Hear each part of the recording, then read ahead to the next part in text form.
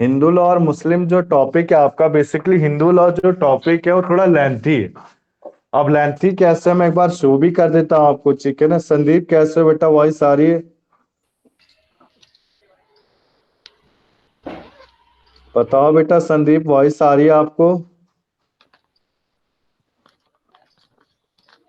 देखो बेटा, हिंदू लॉ में क्या आपके पास ये सारे पार्ट पहुंचे हैं कि नहीं पहुंचे हैं? Sir I part think 1, part 2, good 3, afternoon. 4, 5। तो खुद फाइव सोच लो फाइव कितने वॉइस आ रही पेज है है। सर। फाइव पंच नेक्स्ट है। हुआ है सर मेरा। ठीक है, तो ये बेटा आपको ये सारे पार्ट पहुंचे हैं, part 1, part 2, part 3, part 4, part 5। पहले तो ये बताओ सब मुझे। सर ये पार्ट वाइज तो उसमें लिखा नहीं हुआ, बस उसमें लिखा हुआ है सेंट्रल अडॉप्शन रिसोर्स अथॉरिटी और हाँ मेंटेनेंस।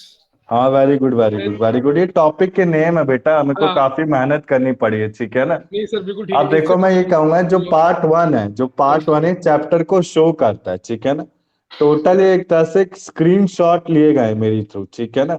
अब ये जो आपका, मैंने ये जो पर्पस है फर्स्ट ईयर में भी इसी से पढ़ाया था, और ये काफी अच्छा है, ठीक है ना। एग्जामिनेशन पॉइंट से जो फर्स्ट, जो अभी सेकंड ईयर में बच्चे उन्होंने फैमिली लॉ में 6 स्कोर किया। अभी सुबह मॉर्निंग क्लास लिए मैंने, तो बता रहे हैं कि सर फैमिली लॉ में जो आपने पीडीएफ शेयर किया था मैंने यही पढ़ाया था इससे, उनके काफी ज्यादा अच्छे आए। आप बेटा सरप्राइज हो गए, उनके सबसे कम नंबर पता है किस में? इंडियन कॉन्ट्रैक्ट एक्ट में। मुझे अभी बता रहे थे कि उनके 100 में से 50 नंबर भी नहीं आए, हंसा रहे थे। तो जो उन्होंने मेरे को आज ये सारी चीजें बताई कि आपका सेक्शन नंबर बहुत ज्यादा पूछे जाते हैं सर, केस स्टडी पूछी जाती है, ठीक है ना। केस, गुड आफ्टरनून बेटा। सर ये मैंने पहले आपसे यही आफ्टरनून। कहा था ना कि इसको रिकॉल कैसे हाँ। करा जाए, क्योंकि इसमें आर्टिकल्स बहुत हैं, सेक्शंस बहुत हैं कॉन्ट्रैक्ट एक्ट में। मैंने आपको पहले ही कहा था, देखो आप बात को समझना। जो आपका, एक मिनट, पहले ये बताओ बेटा, सबके पास क्या ये पार्ट पहुंचे थे? पार्ट 1, 2, 3, 4, 5। ये पेजेस काउंट कर लेना, पता नहीं 100 पार्ट्स तो पेजेस। नहीं है, पर यहाँ पे ना ना सब्जेक्ट के सब्जेक्ट नाम हैं। हाँ वही वही बेटा, पार्ट 1 लिखा है ना, Hindu law 1, Hindu law 2, Hindu law 3, Hindu law 4, Hindu law 5। ये कह रहा हूं मैं, ये तो मिल गए होंगे सबको। सर वो अटैचमेंट तो पांचों है मेरे पास, उसमें ये मेंशन नहीं कि हाँ 1 2 3 4 लिखा नहीं हुआ। फॉल्ट थ्योरी है, हिंदू लॉ है, कोई नहीं कोई नहीं कोई नहीं। सेक्शन सेंट्रल स्क्रीन लॉ, पे तो दिख रहा होगा आपको, मैंने स्क्रीन शेयर किया है। Hindu law 2, Hindu law, source of Hindu law, hmm. Hindu law निकालना पड़ेगा। ये सारा बेटा आपका वो है, हिंदू लॉ का है, ठीक है। बात को समझना, आप कुछ जरूरी बातें आज मैं शेयर कर रहा था आपसे। सबसे पहले देखो, आज आज का जो टॉपिक करेंगे उसको मैं ओपन कर देता हूँ। सबसे पहले सोर्स ऑफ हिंदू लॉ। मैं इसको अभी थोड़ा बाद में कराऊंगा, 1 घंटे के बाद। हम पहले क्या करेंगे, आपका हिंदू मैरिज एक्ट, वो इजी है, ठीक है ना। इजी से सीधा कस्टम आएंगे, कस्टम भी इजी है। वैसे इससे क्वेश्चन आते ही नहीं कस्टम से, यहाँ से स्टार्ट कराना है मुझे टॉपिक, ठीक है ना। तो देखो, मैंने जो पार्ट लिखा है, इस पार्ट में चैप्टर का नाम सब कुछ मेंशन है, ठीक है ना। तो इसमें इसमें मुझे बड़ी मेहनत करनी पड़ी बेटा। आप बेटा, मैं एक हिंट देता हूँ, आप गूगल में सर्च करना, आपको कोई भी पीडीएफ नहीं मिलेगा फैमिली लॉ का, ठीक है ना। ये बड़ी मुश्किल से ढूंढा है मैंने। मैंने फर्स्ट ईयर को यही कराया था, उन्होंने फर्स्ट ईयर के बच्चों ने आज मुझे सबने बताया, जो सेकंड ईयर में अभी गए, कि सर जो आपने पढ़ाया था ना फैमिली लॉ, उसमें हमने काफी अच्छा स्कोर किया।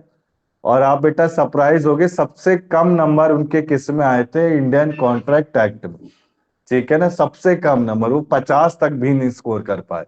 पेपर का पैटर्न जो था, मैंने सारे डाउट क्लियर किए आज। 100 मार्क्स का पेपर पैटर्न था, ध्यान से सुन लो सब। 100 में से 80 क्वेश्चन अटेम्प्ट करने थे। हर एक क्वेश्चन 1.25 मार्क्स का था। ऑनलाइन ऑफलाइन पेपर के जैसे ओएमआर शीट नहीं होता, एमसीक्यू, पूरा पेपर एमसीक्यू था। कह रहे थे बेटा सर कि बच्चे कि सर आप बिलीव नहीं करोगे, सेक्शन घुस घुस के पूछे थे, घुस घुस के, यानी कि सेक्शन के साथ सब सेक्शन, ठीक है ना। तो सेक्शन नंबर जो मैंने कराए ना, वो अच्छे से पढ़ने। सर ये सेक्शन यही नंबर, मारेगा, केस ये स्टडी। नहीं मारेगा सर।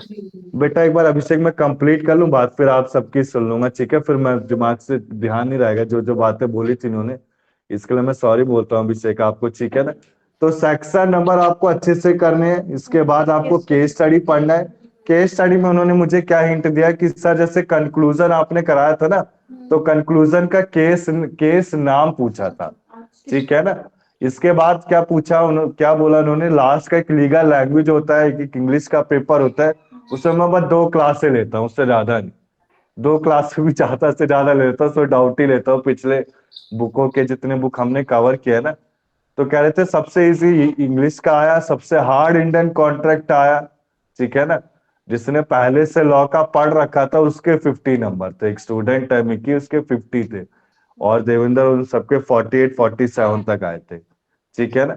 तो और सब्जेक्ट में जो कॉन्ट्रैक्ट था उसमें बैक भी आई थी काफी बच्चों की। तो अब मैं आपको एक हिंट दे रहा हूँ बेटा, इंडियन कॉन्ट्रैक्ट एक्ट को अच्छे से करना है। जो फैमिली लॉ है वो इजी है, मुस्लिम लॉ इजी था, बच्चों ने कहा मुझसे मुस्लिम लॉ इजी दिया था सर, कठिन नहीं था।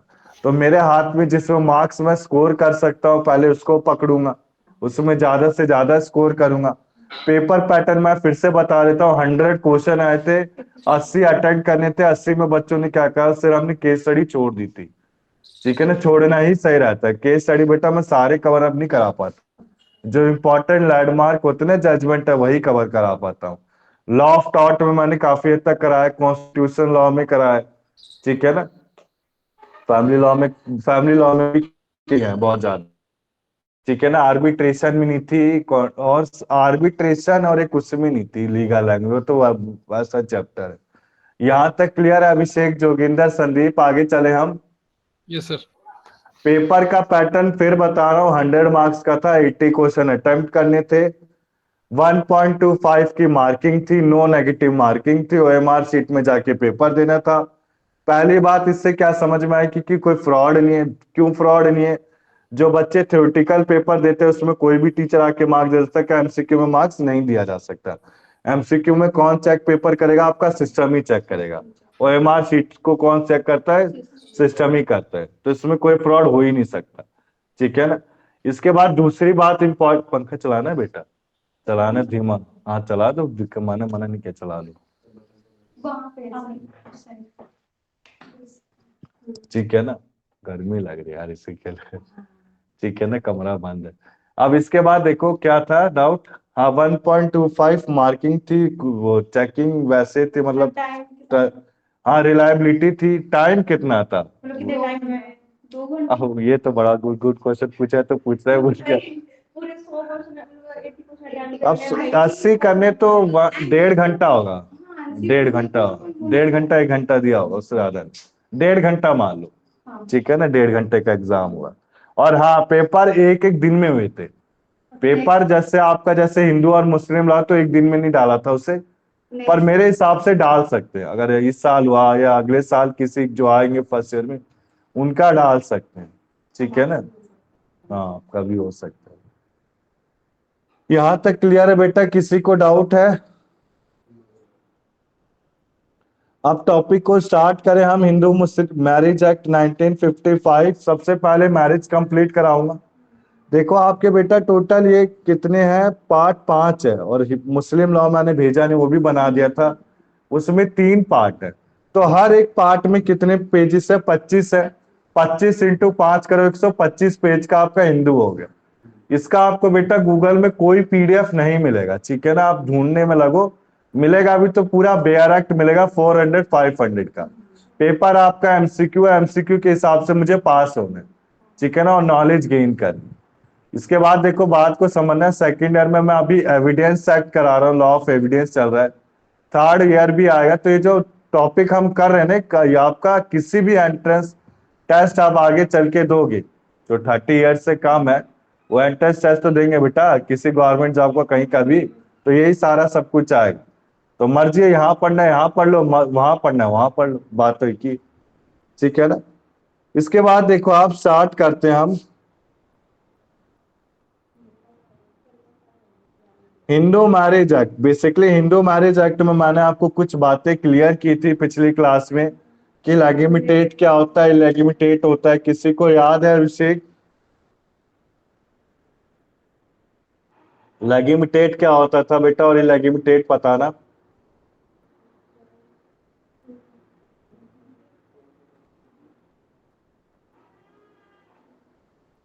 अभिषेक वॉइस आ रही है? संदीप जोगिंदर आपको? आ रही वॉइस सर। बताओ बेटा, लेगिमिटेट इलेगिमिटेट क्या था? संदीप वॉइस आ रही है?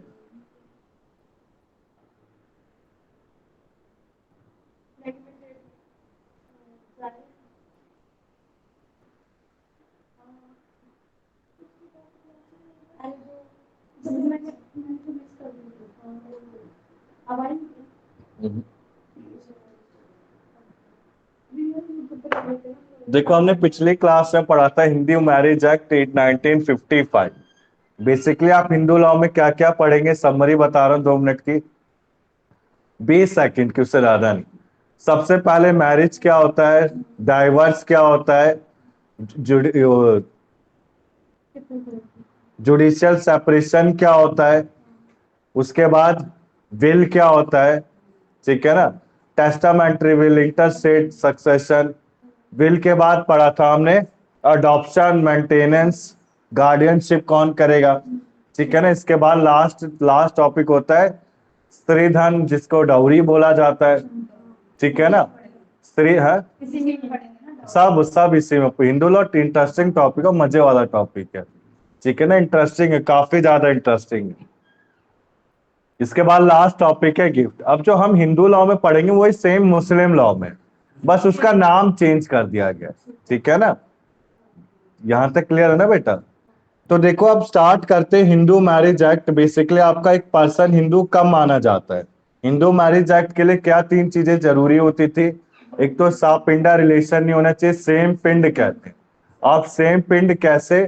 बाप के फॉर्म में 3 जनरेशन तक, बाप 5 जनरेशन, और माँ के फॉर्म में 3 जनरेशन तक। जैसे मैं आपसे बोलता हूँ, मैं अपने शादी करना चाहता हूँ किसी लड़की से, तो मैं देखूंगा कि उसका गोत्र सेम है कि नहीं।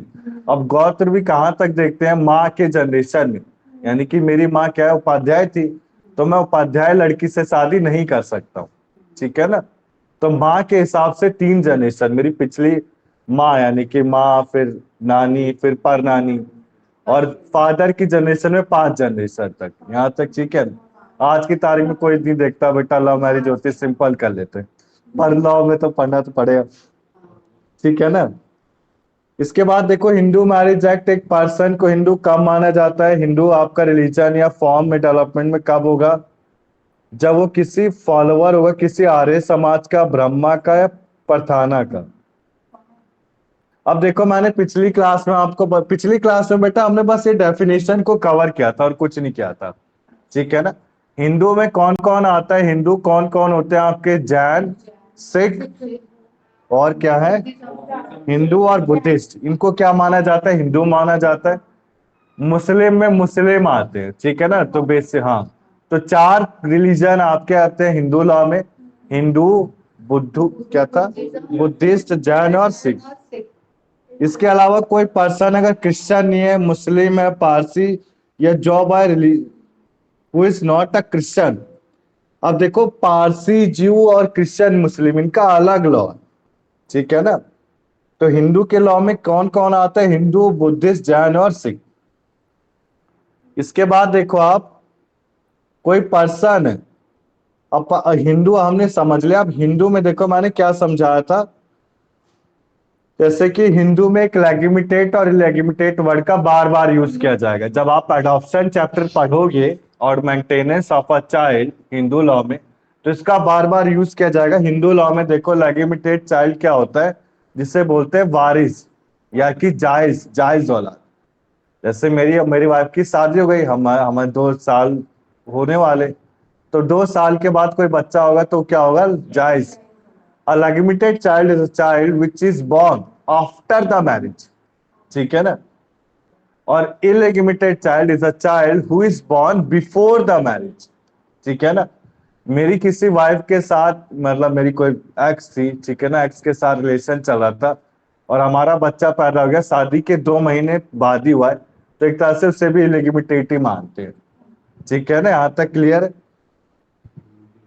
अब मैं आपसे क्वेश्चन पूछूंगा बेटा, कि जो आपका लेगिमिटेड चाइल्ड होता है, ठीक है ना, लेगिमिटेड चाइल्ड होता है, क्या वो प्रॉपर्टी का हिस्सा ले सकता है विल के तौर पे?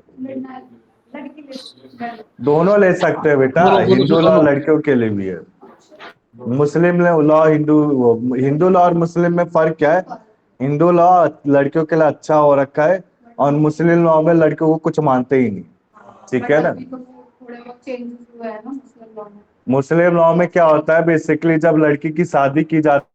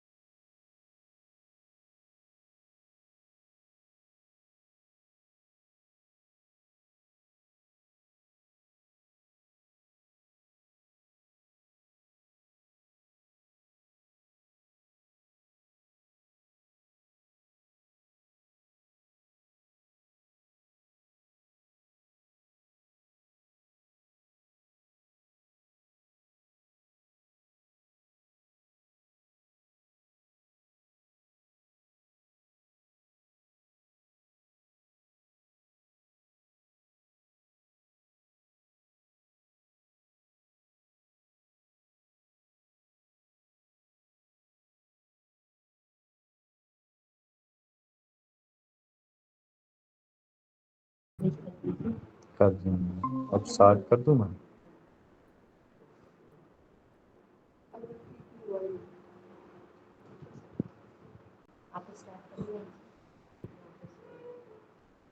बेटा अब स्क्रीन सबको दिखाई दे रही है? यस।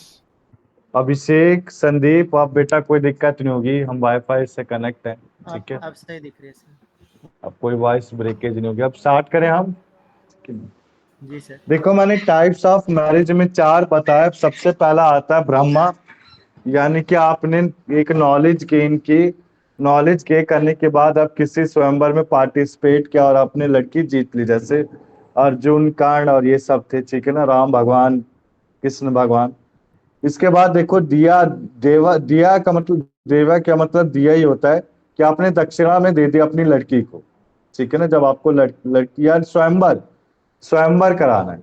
अर्श का मतलब होता है कि ग्रूम एक काव है, मतलब दहेज में गाय भैंस दे देना, ठीक है ना, कोई स्पेशल क्वालिटीज नहीं थी ग्रुप के पास, एक तरह से दहेज में इसको गाय भैंस के साथ दे दिया लड़की को। फिर आता है प्रजापत्य। प्रजापत्य में मैंने बताया कि ब्राइड के लिए, आप ब्राइड को कोई लड़की मिल नहीं पा रही है, ठीक है ना। इसके बाद देखो आप लाता है फिर गंधर्व। गंधर्व मैंने आपको बताया, गंधर्व और असुरा क्या होता है। गंधर्व में लव मैरिज। अब लव मैरिज में क्या डाउरी होता है कि नहीं होता? नहीं होता। तो जो गंधर्व है डाउरी नहीं हो रहा, इसको क्या बोलेंगे? Love marriage without the consent of parents. इसके बाद देखो असुर। असुर क्या होता है बेटा? एक तरह से डाउरी वाला, कि शादी डाउरी के पर्पज से की गई है, ठीक है ना, दहेज के पर्पज से। कहने का मतलब है कि हाँ ये बात तो है, क्या मिला नहीं। ग्रुप ग्रूम आपका कंपेटेबल नहीं है ब्राइड के साथ, बट फादर ऑफ ब्राइड को बस वेल्थ से मतलब। जैसे कि मुस्लिमों में क्या होता है, जब शादी की जाती है तो डाहर दिया जाता है। डाहर यानी कि एक लड़का है, एक लड़की का बाप, क्या लड़के का बाप, ठीक है ना। अब जैसे मैं आपसे बोलूंगा, जैसे हिंदू में क्या होता है, शादी होती है, शादी के बाद जब डाइवर्स होता है तो डाइवर्स में लड़की एक तरह का मेंटेनेंस लेती है, किससे? हस्बैंड से। तो हस्बैंड अगर वर्किंग नहीं होता तो उसका फादर देता है, पर मेंटेनेंस तो देगा। बट क्या बट क्या है, मुस्लिम लॉ क्या कहता है? देखो पहले होता था, अभी मुस्लिम लॉ इतना एप्लीकेबल नहीं। पहले क्या होता था, अभी भी है शायद, जब शादी की जाती है ना मुस्लिम में, निकाह कहते हैं, जैसे निकाह किया जाता है तो उस समय जो लड़के का बाप है, लड़के का बाप उसी समय डॉहर को वो कर देता है, डॉहर दे देता है किसको? लड़की को, ठीक है ना। डॉहर देने का मतलब, कल को तेरा तलाक हुआ तो घर से कुछ हिस्सा मांगेगी तो ऐसा कर तू अभी ले ले, ठीक है ना। मुस्लिम लॉ में अच्छी चीज है, डॉहर पहले डिसाइड कर लिया जाता है। अब डॉहर कैसे डिसाइड किया जाता है, मैं आप फंसोगे, ये बेटा कुछ रुपीज में होता है, ठीक है ना। दहेज नहीं, दहेज नहीं। जैसे डाइवर्स होता है ना, डाइवर्स में मेंटेनेंस होता है, ठीक है ना। डाइवर्स में जो मेंटेनेंस दिया जाता है हिंदू लॉ में, सेम आपका मुस्लिम लॉ में क्या होता है, जब लड़की तलाक लेती है, ठीक है ना, तो लड़के का बाप डॉहर किसको देता है? लड़की को देता है, और वो भी कुछ रुपए में होता है। आगे चल के मुस्लिम लॉ में पढ़ेंगे हम, जैसे 100 रुपये, 1000 रुपये, 2000 रुपये, क्योंकि मुस्लिम लॉ में इतने में वो पहले डिसाइड था बेटा, अब अलग कर दिया होगा, ठीक है ना। इसके बाद देखो गंधर्व मैरिज करा, लव मैरिज, इसमें कोई डाउरी नहीं एप्लीकेबल होता। असुरा यानी कि, असुर यानी कि बस डाउरी से प्यार होता है, दहेज से, ठीक है ना। यहां तक क्लियर? देखो स्त्री धन और डाउरी में फर्क क्या होता है। डाउरी में क्या होता है, लड़का अपने मुंह से बोलेगा कि मुझे बाइक या स्कूटी चाहिए। और स्त्री धन क्या होता है, हिंदू लॉ में लास्ट टॉपिक आएगा, कि लड़की वालों ने अपने मर्जी से खुश होके दिया है लड़के को, लड़के ने मांगा नहीं, ठीक है ना। आगे ना सर, तो उसे डाउरी नहीं कह सकते। तो बट उससे तो पूरा लड़की का ही होता है ना, जैसे कई बार ऐसा होता है कि बाद में वो पार्टीशन करते हैं। वो अलग बात है बेटा, ठीक है ना। जैसे मैं आपसे बोलता हूँ, जैसे मैं आपसे बोलता हूँ बेटा, जैसे कोई लड़के की शादी हुई, ठीक है ना। अब लड़के वालों की डिमांड नहीं थी कि उन्हें बाइक दो कि ना दो, पर लड़की वालों ने एक तरह से बाइक दे दी, ठीक है ना, बेटी की सेफ्टी के लिए, अपनी इच्छा के अनुसार कि हमारा दामाद अच्छे से रखेगा। तो जो बाइक दे वो क्या है? स्त्री धन है। वो लड़की अपने साथ धन को लाई, या फिर ज्वेलरी भी स्त्री धन हो सकता है। कोई लड़का वाला कभी नहीं कहेगा कि हमारी शादी में आप अपने मतलब एक कॉमन सेंस से बात है बेटा, आप सबकी भी शादी हो गई है, जिसकी हो गई है वो अपने साथ एक नेकलेस का सेट लाए होंगे, ठीक है ना। तो जो लड़की वाले नेकलेस का सेट देते हैं वो अपनी लड़की को देते हैं, वो एक तरह से लड़की का धन होता है, ठीक है ना। अब इस धन को अगर लड़की अपने पास रखती है, ठीक है ना, लड़की का धन अपने पास होता है, अगर माँ ने एक स्टडी इस पे भी है स्त्री धन में, लड़की की माँ ने अगर धन को अपने पास रखा हुआ है और उसको डिस्क्लोज नहीं किया तो लड़की उसकी माँ से वो धन ले सकती है। वो बोल सकती है कोर्ट में कि मैं स्त्री धन एक तरह से मैं इसको लाई थी एज अ स्त्री धन, तो मेरा इस पे क्लेम है, मतलब क्लेम यानी कि शेयर, ये आप नहीं रख सकते। क्लियर है यहाँ तक? किसी को डाउट है? तो बेटा मैं सबको कहता हूँ, चाहे वो फिर वो लड़का हो या लड़की हो, जब किसी की शादी होती है ना तो प्रॉपर बिल रखना चाहिए अपने पास, ठीक है ना। उस बिल से क्या होता है, कोर्ट आपसे बिल मांगता है, कोर्ट आपकी बात को नहीं बिलीव करेगा। अब क्या होता है, हमारे पास बिल होता नहीं, लड़की सीधी होती है, अपने सासू माँ के ऊपर इतना भरोसा करती है कि वो उसको बिल देती ही नहीं। तो कई कई डाउरी के केस में क्या होता है, बिल दिया नहीं जाता, बिल लेती नहीं है लड़की, तो क्या करती है, जो वो होता है ना नेकलेस, वो सारा रख लेते हैं। हमारे रिलेटिव में भी ऐसे ही हुआ था बेटा, 10 साल केस चला था। फिर आखिरी में क्या होता है, जो भी डाइवर्स का केस चलता है ना, जब कंपनसेशन डिसाइड किया जाता है तो दोनों का म्यूचुअली होता है। जब तक दोनों म्यूचुअली नहीं मानते ना तब तक केस चलता रहेगा, और जहां म्यूचुअली हो गया वही केस खत्म हो जाता है, ठीक है ना। इसके बाद देखो रक्षा, रक्षा क्या होता है, ग्रूम बैटल करता है ब्राइड की फैमिली से take away convince her to marry. रक्षा यानी राक्षस, राक्षस लोग क्या करते थे, देवियों को अपने साथ उठा के ले जाते थे दुल्हनों को, और उनको फोर्स करते थे मुझसे शादी कर लो, जैसे रावण था, ठीक है ना। यहाँ रावण के लेके तो नहीं गया, तो मैं वैसे समझा रहा हूँ, ठीक है। ये तो राक्षसा राक्षसा, राक्षस जैसे लड़कियों को उठा के ले गया और उससे Love it. फोर्स किया मैरिज करने के लिए, कन्विंस कन्विंस नहीं, फोर्स ही किया एक तरह से। इसके बाद आता है पैसाजा, पैसाजा रोस्ट काइंड ऑफ मैरिज, ठीक है ना। इसमें जो ग्रूम है, पैसाजा कहने का मतलब है जैसे कि ग्रूम, ग्रूम क्या, लड़का की लड़की, लड़का लड़की की किसी राक्षसनी से शादी करा दी। फर्स्ट बैच में कहा था, मुझे याद है जब फर्स्ट ईयर है ना ऑफिस सेकंड ईयर में, उन्होंने देवेंद्र ने बताया था मुझे, बड़ा अच्छा वो बताया था, वो सेम ही है। दे लड़के की किसी राक्षसनी से शादी करा दी, उसको कुछ मनी नहीं दिया या एनीथिंग नहीं दिया, जैसे कि रियल लाइफ में हम कहेंगे, जैसे हमने, मेरे पापा ने मेरी किसी से शादी करा दी, अब उस लड़की को कुछ आता नहीं है या फिर कोई डिसेबिलिटी है, सपोज दैट, हाँ मैं पसंद नहीं करता, तो एक तरह से पैसा आ जाए, ठीक है ना, यहाँ तक क्लियर है। इन केस अगर पैसा मिल रहा तो भी ये पॉसिबल हो जाता है। नहीं, पैसा मिलता तब पॉसिबल नहीं होता बेटा, ठीक है ना, इसमें पैसा कुछ दिया ही नहीं जाता अभिषेक, ठीक है। यहाँ तक क्लियर है बेटा। टाइप्स ऑफ हिंदू मैरिज आए, टाइप्स ऑफ क्या ये मैरिजेस, हिंदू मैरिजेस, ब्रह्मा पढ़ लिया, देव्या पढ़ लिया, अर्श पढ़ लिया, प्रजापत्या पढ़ लिया, गंधर्व, असुर, राक्षस, पैसाजा, ठीक है ना। अब इसके बाद देखो कंडीशन वेरी इंपॉर्टेंट, मैंने आपको क्या बोला, सेक्शन पढ़ के जाना है, ठीक है ना सारे, इसमें ज्यादा पूछे नहीं गए थे फैमिली लॉ में। अब देखो condition for a Hindu marriage में क्या होना चाहिए कि मैं किसी से शादी कर रहा हूं, सपोज मैं अपनी वाइफ से शादी कर रहा हूं, मैंने वाइफ से शादी की, तो उसका उसके साथ उसका कोई एक्स नहीं होना चाहिए। आया सर, समझ गए ना, मतलब उसने किसी और से शादी नहीं कर रखी है, आया समझ, पास्ट में किसी और से शादी नहीं कर रखी है। तो neither party has a living spouse, spouse is a tax term which is also known as husband for wife and wife for husband, जोड़ा, ठीक है ना। स्पाउस को क्या बोला जाता है टैक्सेशन में, जोड़ा, हस्बैंड के लिए वाइफ और वाइफ के लिए हस्बैंड।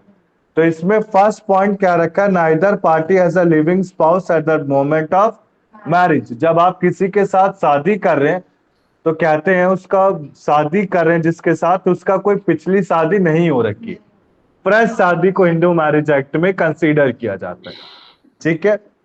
अब इसके बाद देखो हमने वो पढ़ा था किसकी, दो डाइवर्स में आ जाता है ना, तो उसमें क्या मंडप सजाओगे, कुछ सोचो आप। अरे बाबा मेरे कहने का मतलब है कि जैसे हाँ। अब डाइवोर्स हो चुका है, हाँ। प्रपोज अलग अलग हो चुके हैं, हम्म। अगर वो किसी से अगेन शादी करते हैं तो वो तो प्रॉपर शादी होगी ना। मतलब लड़का सिंगल हो, इन केस लड़का सिंगल हो, लड़की तो जो शादी होनी चाहिए ना, तो उसमें पहले पर्सन से पूरा डाइवर्स ले चुका हो, ये समझो। एग्जैक्टली मेरा यही यही, point हाँ है। सही है, सही दोनों है। आपस में प्रॉपर तब माना जाएगा, ठीक है ना। मैरिड होगी ना। अब जैसे मेरी किसी से शादी हो रखी है, मेरा अभी से डाइवर्स का केस चल रहा है, हाँ ये भी आएगा डाइवर्स में, तो आप दोबारा से शादी नहीं कर सकते हो जब तक आपका डाइवर्स कंप्लीट नहीं होगा। हाँ तब तक, होने के बाद आप कर सकते हाँ हो, वेरी वो गुड, वैलिड रहेगी। होने के बाद कर सकते हैं, ठीक है ना, पहले नहीं कर सकते। हाँ, पहले नहीं। तो फर्स्ट पॉइंट हमने समझा, कोई लिविंग स्पाउस नहीं होना चाहिए। अगर लिविंग स्पाउस है तो उससे डाइवर्स लेने के बाद शादी कर सकते हो, ठीक है ना।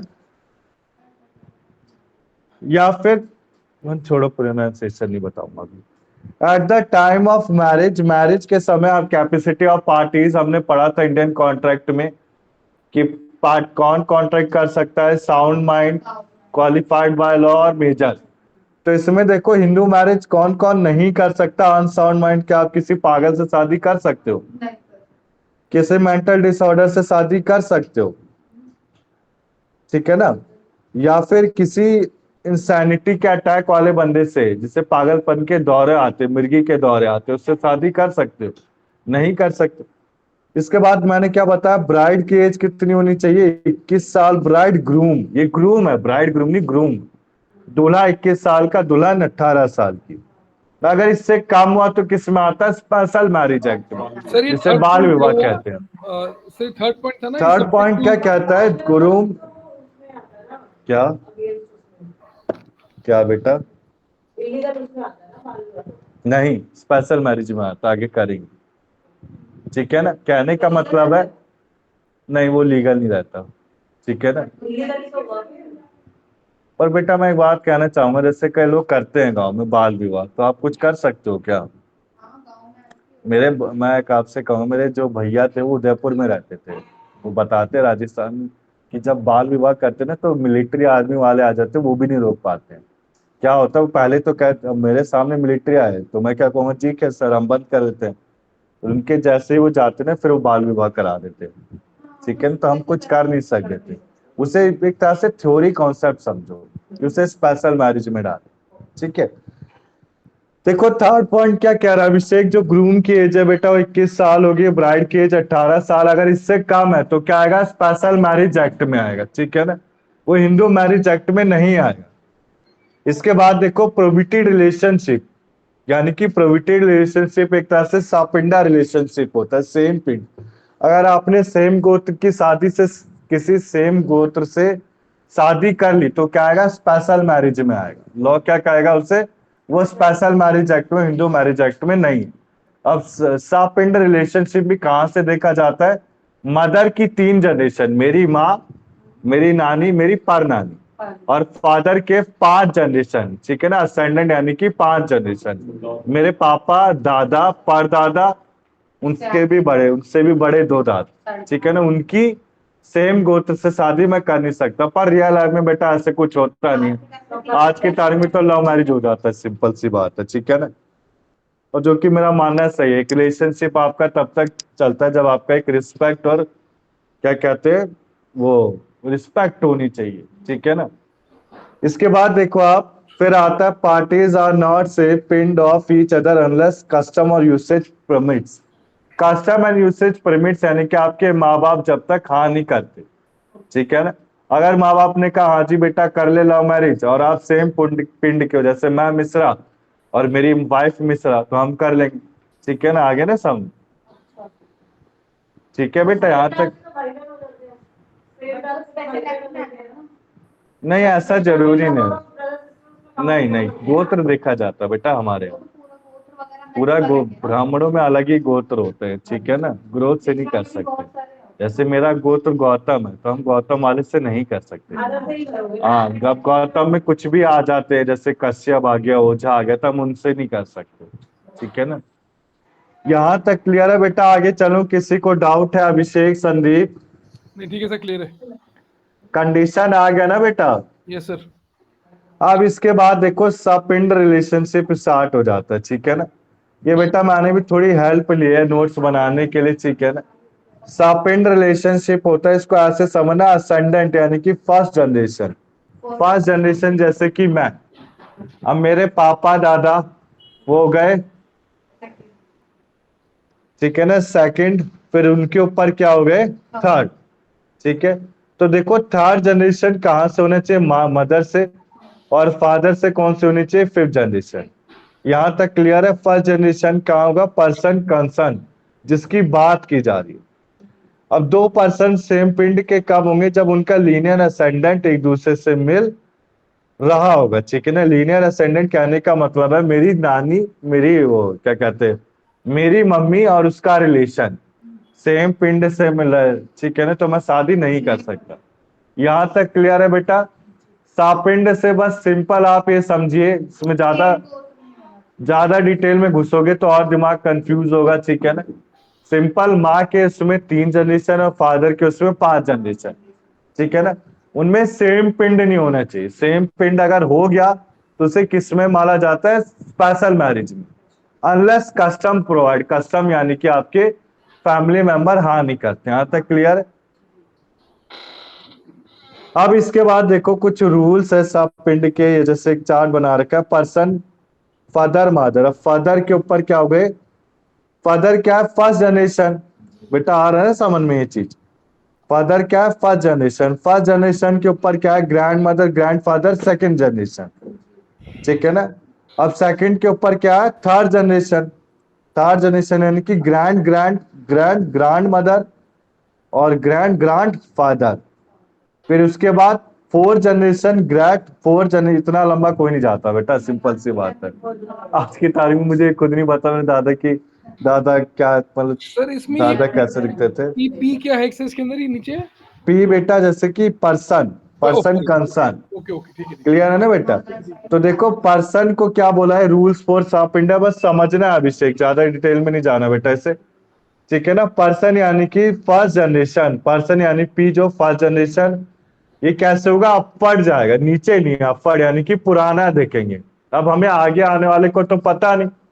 असेंडेंट यानी कि मेरे पूर्वज, और डिसेंडेंट यानी कि जो आने वाले, ठीक है ना।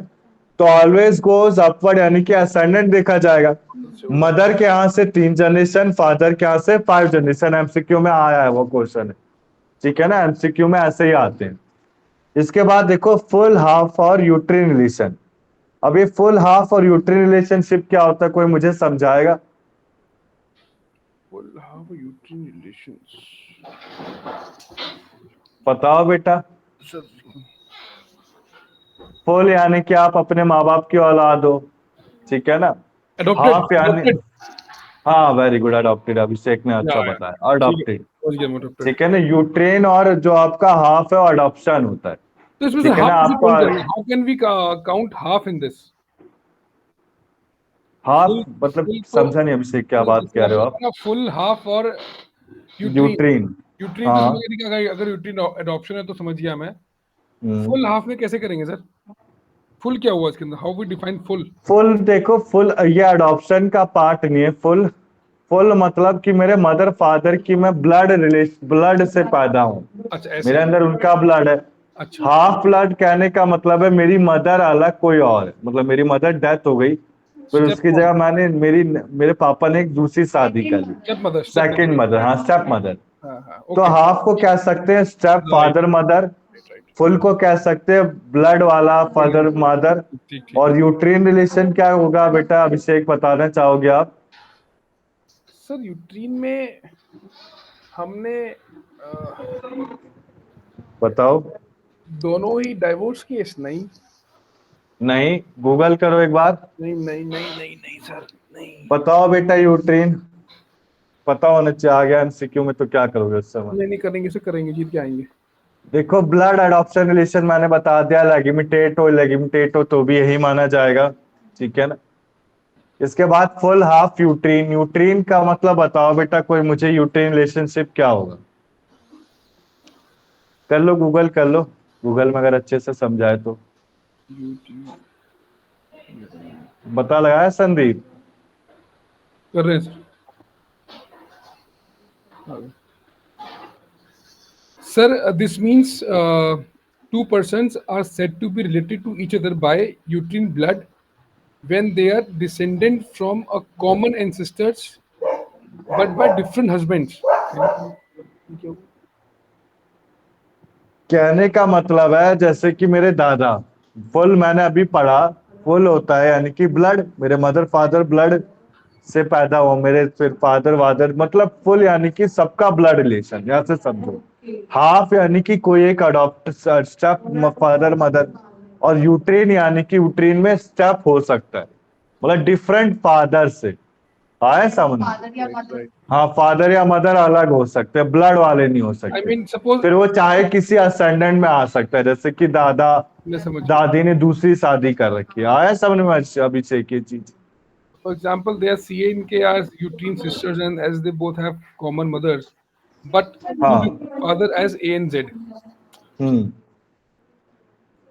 इसके बाद देखो लेगिमिटेड इलेगिमिटेड रिलेशनशिप आ गया समझ में, ब्लड अडॉप्शन रिलेशनशिप आ गया। तो सेम पिंड क्लियर है, सेम पिंड क्या होता है, सेम पिंड में नहीं होना चाहिए। थर्ड जनरेशन कहां से, मदर से, और फादर से फिफ्थ जनरेशन, ठीक है ना। इसके बाद देखो आप, अब बात का प्रोहिबिटेड रिलेशनशिप। प्रोहिबिटेड रिलेशनशिप कहने का मतलब है कि जैसे मुस्लिम में क्या होता है, मुस्लिम में आप मुस्लिम में क्या होता है बेटा, मुस्लिम में तो हम आराम से शादी कर सकते हैं, मुस्लिम में कोई वो थोड़ी ना होता है, गुनाह थोड़ी ना होता है। पर हिंदू में क्या आप अपने भाई बहन से शादी कर सकते हो क्या, नहीं कर सकते। ब्लड में नहीं कर सकते, उसके बाद उसको अलाउड है उनको। देखो आप, प्रोहिबिटेड रिलेशनशिप कहने का मतलब है कोई, if one is a linear descendant of other, मतलब कि कोई एक उसका डिसेंडेंट नहीं होना चाहिए। कहने का मतलब है जैसे कि मैं अपने पर दादा की किसी पोती से, या ऐसे समझो मेरे दादा के दो लड़कियां हैं, दो लड़कियां और एक लड़का है, तो एक लड़का दादा की लड़की से शादी नहीं कर सकता है। अरे बेटा चाचा ताऊ, हाँ ऐसे समझ लो, यहाँ चाचा भाई बहन में ही तो आ जाता है, मैं चाचा की लड़की से शादी नहीं कर सकता। तो जो चाचा की लड़की, हाँ बेटा अभिषेक बताओ क्या डाउट है आपका। फिर एक कंसर्न जो आप कह रहे थे, बिकॉज हाँ हाँ, मेरा एक लाइव एग्जांपल है कि मेरा कलीग है, he is Mohammedan. Very good. उसने अपनी बुआ की सिस्टर से शादी करी है सर। हाँ अलाउेबल है। हाँ, बट आपने कहा चाचा ताऊ है, तो वो ब्लड हो गया ना बेसिकली। अरे बेटा मैंने क्या समझा अभिषेक, मैं क्लियर कर देता हूँ, हिंदू लॉ अलग है और मुस्लिम लॉ अलग है। हिंदू लॉ में हम अपने चाचा ताऊ से शादी नहीं कर सकते, पर मुस्लिम लॉ में कर सकते हैं यार। I got it. वो जो मॉमडन है ना, वो मॉमडन किसी से भी शादी कर सकता है। आपको बिलीव नहीं होगा बेटा, बात का एक बात, एक धर्म होता है, ठीक है ना, मैं धर्म का नाम नहीं लेना चाहता, नहीं तो ऑफेंड हो जाएगा। उसमें तो मुर्दा से भी शादी कर सकते हैं, क्या मुर्दा से शादी, और क्या, ठीक है ना, मुर्दा, हाँ कर देते हैं बेटा, हंसोगे, कर देते हैं। आज देखा होगा कईयों ने यूट्यूब ने कि उसको अपनी दादी बहुत प्यारी थी तो उसने अपनी दादी से कर लिया। एक ऐसा रिलीजन है जिसमें आप किसी ऑब्जेक्ट से शादी कर सकते हो, ठीक है ना, ऑब्जेक्ट यानी किसी खिलौने से शादी कर सकते हो। तो क्या, हाँ हाँ जी सच है, ये मॉडर्न्स में है ना सारा, मैं बोलना नहीं चाहता, ठीक है, हम समझ रहे हैं, क्लियर कर रहे हैं। ठीक है ना, मैं बोलना नहीं चाहता।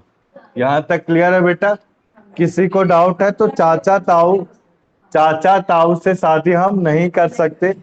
इसके बाद सेकंड देखो, इफ वन वाज वाइफ, भाई सेम है बेटा, ठीक है ना, हस्बैंड और वाइफ नहीं होने चाहिए, वही चाचा चाची या फिर बुआ बुआ, मतलब बुआ के रिश्तेदार से कर सकते, बुआ से हिंदू लोग कहते हैं।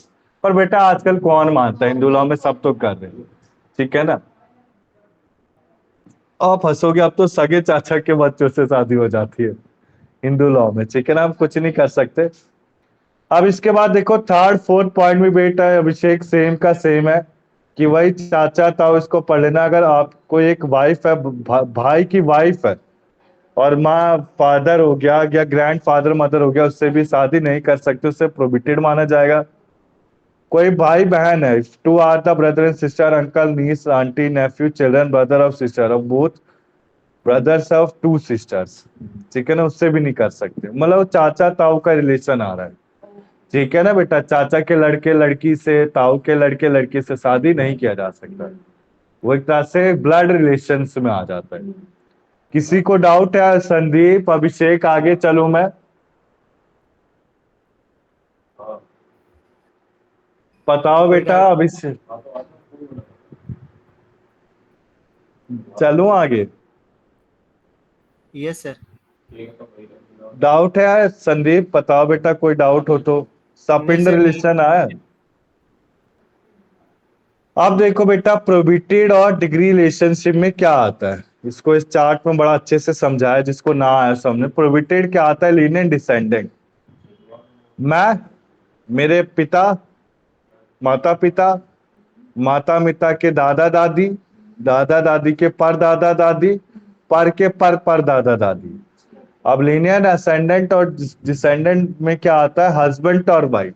जो कंफ्यूजिंग लग रहा था ना आपको, इस चार्ट में फर्स्ट, सेकंड, थर्ड और फोर्थ पॉइंट को अच्छे से समझा। जो first, second, third, fourth point था ना, इसी चार्ट में और अच्छे से समझा दिया। लीनियर डिसेंडेंट, इसको पढ़ लेना बेटा, एमसीक्यू में आ सकता है।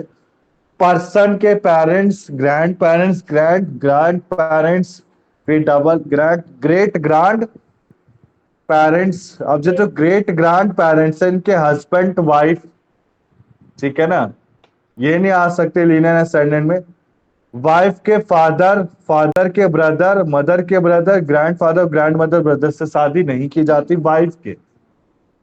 फिर ब्रदर सिस्टर, भाई बहन से, चाचा चाची के बच्चों से, उनके भतीजों से, अपने भतीजों से, या फिर children of brother sister, first cousin, इससे शादी नहीं की जा सकती।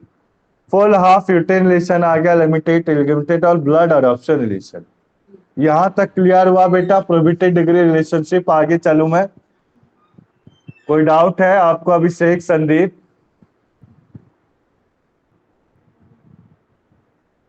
बोलो बेटा, नहीं है संदीप, अभिषेक। कोई डाउट नहीं अब है इसके बाद देखो, वॉइड एंड वॉइडेबल मैरिज, ये जो कॉन्सेप्ट है ना बेटा, मैं इसको एक मिनट यहाँ कंडीशन में समझेंगे। वॉइड एंड वॉइडेबल, पहले तो मुझे बताओ वॉइड होता क्या था? हमने पढ़ा था वॉइड, सही। नहीं वॉइड बेटा इंडियन कॉन्ट्रैक्ट में पढ़ा था, वॉइड और वॉइडेबल इंडियन कॉन्ट्रैक्ट में नहीं बेटा। So void means, वॉइड, गलत और सही वाला। हाँ बताओ अभिषेक। so void मतलब होता है कि सॉरी, एग्रीमेंट को, agreement void and voidable, voidable होता है सिंगल पार्टी से, void होता है डबल पार्टी से। हाँ करेक्ट Cancel. बेटा। Done. Yes. कोई देखो गलत हो रहा है, जैसे इलीगल कॉन्ट्रैक्ट है, वो वॉइड है, शुरू से ही गलत है हाँ, दोनों हाँ। पार्टी से। Yes. वॉइडेबल होता है जो किसी एक पार्टी से की गलती से हो, जिसमें एग्रीड पार्टीज वॉइडेबल है। क्लियर है? यहां तक हमने पढ़ा था। Right. वॉइडेबल में क्या आता था? Coercion, undo influence, fraud, miss representation, mistake. Void में क्या आता था? किसी को ध्यान हो, अपोज टू पब्लिक पॉलिसी, याद है ना, अपोज टू पब्लिक पॉलिसी कराया था section. Agreement in restraint of marriage, trade, goodwill, इन कामों को रोकना क्या होता है? वॉइड होता है, रोका नहीं जा सकता। आप किसी की शादी को रुकवा रहे हो तो क्या सही कर रहे हो क्या ये चीज? मर्डर, थेफ्ट, वेचरिंग एग्रीमेंट, वो भी वॉइड था। कॉन्टिजेंट वैलिड था, ठीक है ना। बना दिया। अब देखो आप, अब देखो इसके बाद आता है बेटा कंडीशन फॉर हिंदू मैरिज, ठीक है ना। कंडीशन फॉर हिंदू मैरिज इसमें बड़ा अच्छा समझा है। फर्स्ट, फोर्थ, फिफ्थ पॉइंट क्या हो गया आपके? वॉइड होंगे। सेकंड और थर्ड पॉइंट क्या होंगे? वॉइडेबल होंगे, ठीक है ना। इसको एक बार पढ़ लो बेटा। देखो अगर मान लो आपका कोई लिविंग स्पाउस है, आप किसी से शादी कर रहे हो और उसका लिविंग स्पाउस निकल गया, तो ये मैरिज क्या मानी जाएगी? वॉइड की वॉइडेबल? वॉइड। क्लियर? कोई पर्सन शादी करना चाहता है, उसको बाद में पता चलता है इसको मिर्गी के दौरे आ रहे हैं, पागल, वॉइडेबल। उसमें फर्स्ट पर्सन गलत नहीं है ना, सेकंड पर्सन गलत है ना। This is वॉइडेबल क्या, वॉइडेबल क्या होता था? जिसमें एक पर्सन गलती करता था, और वॉइड क्या होता था? दोनों पर्सन ही गलती। क्लियर है ना बेटा यहां तक? तो वॉइडेबल में देखो, at the time of marriage neither the party is giving consent of his unsound mindness, ठीक है ना। Attack of insanity, mental suffering from mental disorder. ठीक, अब जैसे मैं एक एग्जांपल लूंगा बेटा, तो मेरे को कोई बताएगा तो अगर किसी को पता हो नॉलेजेबल, जैसे मैंने किसी पार्टनर से शादी किया, अब उसको बेटा HIV एड्स निकला, he suffering from any venereal disease. Venereal disease को सेक्स डिजीज बोला जाता है, ठीक है ना। पहले उसने मौज मस्ती किया, मौज मस्ती भी एक लॉ का टर्म है, पढ़ाऊंगा, ठीक है ना। कहीं मौज मस्ती जाके की तो वनरेबल डिजीज मिल गई उसको। या फिर आप जो डाइवर्स का ग्राउंड होता है, जैसे आपका पार्टनर है, अब वो मौज मस्ती करने के लिए बाहर जा रहा है, मौज मस्ती आप समझ जाओ क्या होता है, ठीक है ना। तो जो बाहर जा रहा है उस ग्राउंड पे भी आप उस पार्टनर से डाइवर्स इजिली ले सकते हैं, लॉ कहता है ऐसे। पर्सन को कोई वनरेबल डिजीज और उसने आपको कंसर्न नहीं दिया तब भी आप डाइवर्स ले सकते हो। तो सेम आपसे मैं कहता हूँ बेटा, एक वो आया था, एक सर केस आया था, उसमें अभिषेक पहले मैं कंप्लीट कर लूं बेटा, सॉरी, फिर आपका डाउट लेते हैं, ठीक है ना। आप बताना मुझे, ये तो फिर दिमाग से स्किप हो जाता है ना। Got it sir. देखो आप, एक केस आया, उसमें लड़की ने लड़के से शादी की, यूपी का केस था। लड़के को HIV एड्स निकला, और बेटा HIV हमें पता नहीं चलता, ठीक है ना। मैंने एक बड़ी अच्छी देखी थी वीडियो कहीं से, खान सर है वो अच्छा पढ़ाते हैं, उनकी वीडियो देखी थी, उन्होंने बड़ा अच्छा कहा था, जैसे हम कभी भी जो मेल होते हैं ना, रेजर से ना कराएं, ट्रिम कराएं करें। मैं ट्रिम ही कराता हूँ, ठीक है ना, मैंने आज तक कभी रेजर नहीं लगवाया। रेजर से क्या होता है ना, आपका जो ब्लड निकलता है वो पता भी नहीं चलेगा आपको, फिर वो ब्लड जाके किसी और को रेजर लेजर वही, अरे क्या कहते हैं, उस तरह कोई और लगाएगा तो उसको हो जाएगा, ठीक है ना। तो बेटा हम उसको गिल्टी नहीं फाउंड कर सकते जिसको HIV, कई कई बार हमें भी नहीं पता होता, ठीक है ना। तो अब उस केस में क्या हुआ, लड़के को पता था, उसने जानबूझ के लड़की को नहीं बताया, उसने लड़की से शादी कर ली, और दूसरे दिन जाके उसे पता चलता है कि उसको HIV था। तो क्या वो डाइवर्स ले सकती थी? Yes. यस ले सकती थी, ठीक है ना। तो कंडीशन फॉर डाइवर्स का हर बार क्वेश्चन आता है, ठीक है ना, एग्जाम। कंडीशन ऑफ डाइवर्स में बहुत सारे केस है, मैं डिटेल में बताऊंगा, अभी डाइवर्स मैंने टॉपिक स्टार्ट नहीं करा है, क्लियर है ना अभिषेक। यस अब आप मुझे आप अपना डाउट बताओ, क्या था आपका डाउट? मैं यही था एक्चुअली जो आपने मुझे बताया है कि अगर क्या? इन केस ऐसा निकले तो क्या होगा, तो और बता दिया मुझे शादी के बाद ठीक है ना, आ गया ना साउंड। हाँ हाँ आ गया। शादी के बाद देखो, सबसे पहले आपका आपका पार्टनर मिला नहीं, प्रोनाउंसिएशन ले लिया, 7 साल तक गायब हो गया, तब डाइवर्स ले सकते हो।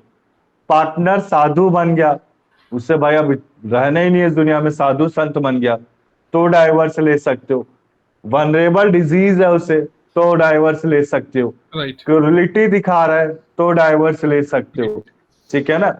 अब एक नया लॉ में संशोधन किया गया है, अगर वाइफ है, अगर हस्बैंड के मदर फादर के साथ नहीं रहना चाहती है तो भी डाइवर्स ले सकते हैं। क्लियर है बेटा, ठीक है ना। यहां तक डाउट है अभिषेक, आगे चले। Clear sir, thank you.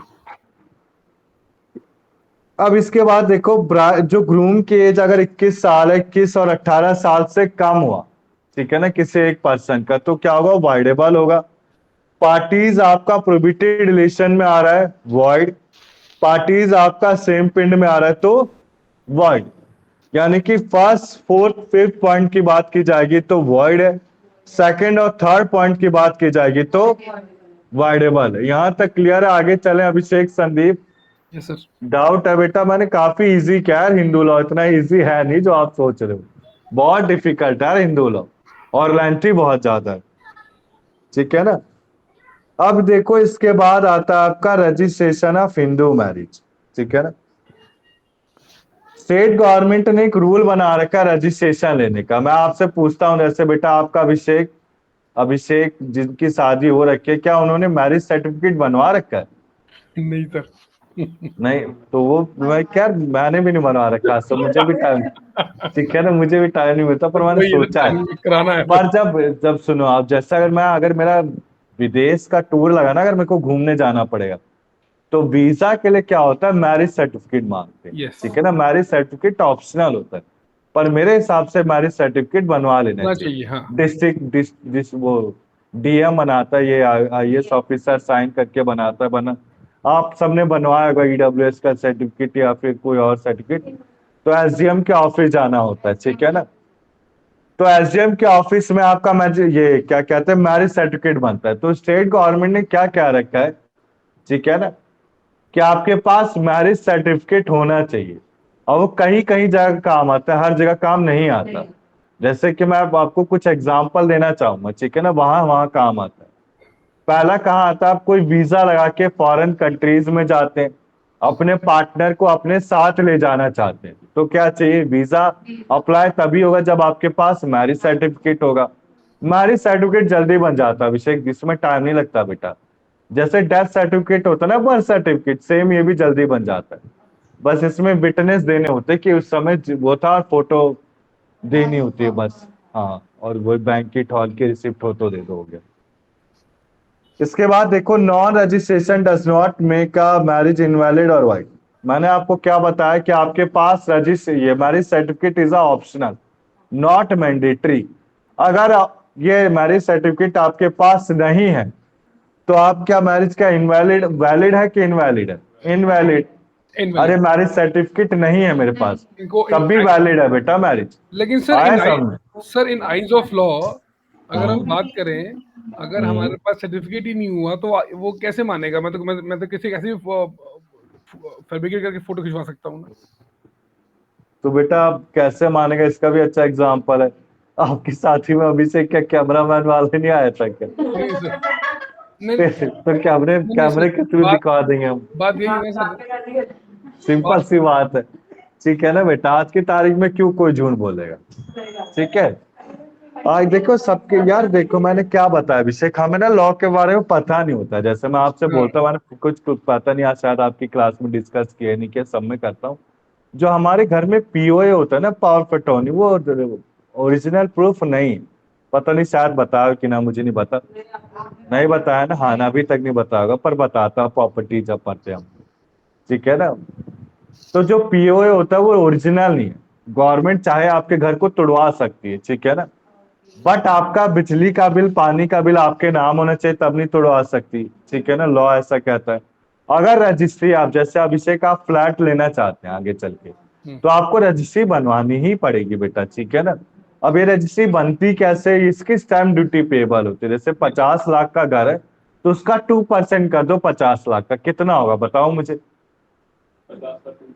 हाँ, 50 लाख का 50 लाख।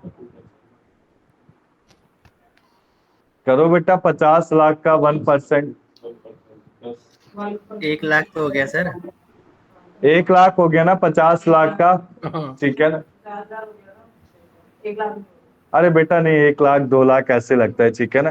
तो हम क्या 1-2 लाख पे नहीं कर पाते उस समय जब प्रॉपर्टी खरीदते, तो हम क्या करते हैं, जब प्रॉपर्टी को बेचते हैं ना, तो उसी में से डिडक्ट करा देते हैं, ठीक है ना। तो रजिस्ट्री बनवाना जरूरी होता है। सेम आपका मैरिज सर्टिफिकेट का कॉन्सेप्ट है, मैरिज सर्टिफिकेट में भी आपका सर्टिफिकेट जरूरी नहीं है, पर एक कब कब जरूरी होता है, जैसे हम वीजा के लिए अप्लाई कर रहे हैं, कहीं बाहर विदेश में सेटल होना चाहते हैं, तो आपका एक मैरिज सर्टिफिकेट होना चाहिए, ठीक है ना। आ गया ना अभिषेक समझ में? यस इसके बाद देखो, registration act as extra proof of marriage, साफ साफ बोल रखा है बेटा इसमें सब कुछ। अब देखो आप, मैं एक एग्जांपल देता हूं, जैसे क्रिश्चियन मैन और Hindu women, marriage is not valid even after registration under HMA। HMA क्या है? Hindu marriage act. Only to Hindus get marriage. Registration under HMA does not make a marriage between a Hindu or non-Hindu valid. The particular marriage can be registered under Special Marriage Act. कहने का मतलब है, देखो अभिषेक, जैसे आपका Christian लड़की है और लड़का हिंदू है, तो मैंने आपको क्या बताया, हिंदू मैरिज एक्ट में आने के लिए सबसे पहले धर्म को चेंज कराना पड़ता है। यस धर्म को चेंज नहीं कराना चाहते, ठीक है ना, तो क्या होगा, वो स्पेशल मैरिज एक्ट के रजिस्ट्रेशन लेना पड़ेगा। यहां तक क्लियर? किसी को डाउट है? स्पेशल मैरिज एक्ट में क्या आता है, बाल विवाह हो गया, कोई अपने रिलीजन को चेंज नहीं कराना चाहता, ठीक है ना। हाँ, पर अगर चेंज करा रहे हैं तो नहीं आती, चेंज करा दिया ना, दोनों ने सेम ले लिया। बेटा सिंपल सी बात है, हिंदू है तो हिंदू बनना ही पड़ेगा आपको, ठीक है ना, हिंदू में तो कोई कॉम्प्रोमाइज नहीं चलता। यहां तक क्लियर है? किसी को डाउट है? अब तो हमारा सनातन धर्म ऐसा है कि मुस्लिम भी मंदिरों में आते हैं, हाँ ठीक है ना। पहले मैं पूजा पाठ में कोई बिलीव नहीं करता था, पर अपने लिया लाइफ को, मैं जब से मेरी लाइफ में मेरी वाइफ आई है ना, मैं नास्तिक था और बहुत पूजा पाठ करने लगी और अच्छी चीजें आती है माइंड में बेटा, पॉजिटिव इम्पैक्ट करता है। मैं कहीं पे भी पढ़ाने चाहता हूँ ना, जैसे अब परसों इकोनॉमिक्स का पेपर है बोर्ड का, क्लास 12 का 23 तारीख को अकाउंट्स है, तो मैंने सबको बोल रखा है आप एक बार मंदिर में जाओ, शिवरात्रि वाले दिन मंदिर में जाओ, तो सब गए, ठीक है ना। यहाँ तक क्लियर है डाउट ये बेटा। एक केस था कुल्लूपल्ली सौर्या वर्सेस पंद्रू पवानी का। इस केस में क्या था, बेसिकली कोई पर्टिकुलर मैरिजेस को रजिस्टर किस में किया जाता है, स्पेशल मैरिज एक्ट में। यहाँ तक क्लियर है। अगर आपने कन्वर्जन नहीं करा रखा है, कन्वर्जन है हिंदू में, दोनों हिंदू है तो हिंदू मैरिज एक्ट में आएगा। कन्वर्जन नहीं कराया, जैसे ज्यू होते, ज्यू लोग कन्वर्जन नहीं कराते बेटा, जैसे कोई ज्यू क्रिश्चियन से शादी करता है तो कन्वर्जन नहीं कराता, तो उन दोनों का कास्ट अलग है, तो स्पेशल मैरिज एक्ट में आ जाते हैं। यहाँ तक क्लियर है अभिषेक संदीप, आगे चलूं मैं। हमने मैरिज सर्टिफिकेट पढ़ लिया, कब कब जरूरी होता है, आपका वीजा के लिए अप्लाई करोगे, ठीक है ना। इसके अलावा कहीं बाहर सेटल होना चाहते हो तब आपको मैरिज सर्टिफिकेट दिखाना पड़ेगा। कोई एक तरह का एक्स्ट्रा प्रूफ होता है, ऑप्शनल है, मैंडेटरी नहीं, कोई नहीं बनवाता। यहाँ तक क्लियर है, आगे चलूं अभिषेक संदीप, किसी को डाउट है? ठीक है सर। नहीं, कोई डाउट नहीं सर। आप देखो, आप ये बेटा कंप्लीट है, ठीक है ना, यहाँ इसके नीचे नहीं हो रहा। अब मैं क्या कराऊंगा, start source of Hindu law, फिर पार्ट 1 आज कंप्लीट हो जाएगा काफी हद तक। सोर्स ऑफ हिंदू लॉ बेटा मैंने ये ऐसे तैयार है, मैंने इसको ऐसे ही तैयार किया गया है, ठीक है ना, इससे याद रहेगा। सबसे पहले टाइमलाइन चलेगी, सबसे पहले एंशिएंट पास्ट आया, जैसे महाभारत, फिर रामायण, ये सब सारी चीजें हुई, ठीक है ना। इसके बाद आया आपका प्रेजेंट, फिर आता है फ्यूचर। तो देखो सबसे पहले आता है श्रुतिज। पहले देखो मैं दिखा देता, नहीं तो आप कंफ्यूज हो जाओगे।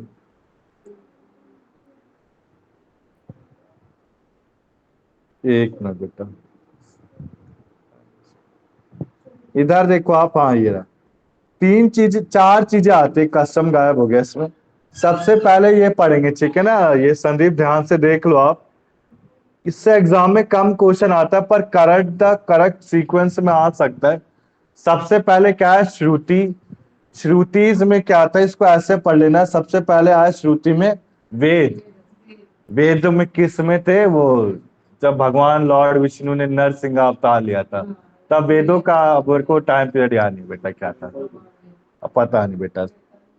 इसके बाद क्या आया, नारायण नारद मनु समृद्धि। समृद्धि में क्या है, पहले आए वेद, फिर समृद्धि में जैसे भगवान राम आए, कृष्ण आए।